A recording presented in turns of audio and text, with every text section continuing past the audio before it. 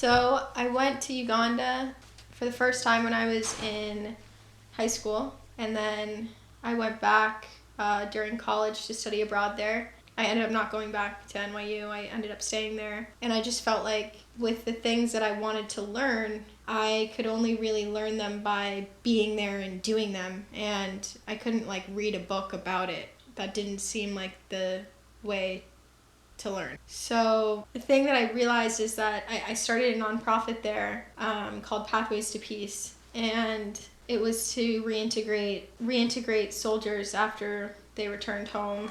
I don't even really want to call them soldiers because it's like just people and friends. They were friends of mine.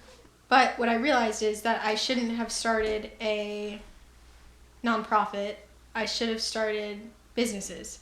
And so there's this whole and there's this whole thing, and like if I had stayed in America and just like read books about it, I would have started maybe a huge nonprofit, like a huge one. I could have done that. And that would have been really embarrassing because I went there and realized that I was like, holy shit, like there's all these huge nonprofits and they can be a bit disabling. I realized that throwing money at a problem is not, it's like, okay, so let me give you a short-term fix to a long-term problem. No, I want to give you a long-term solution to a short-term problem.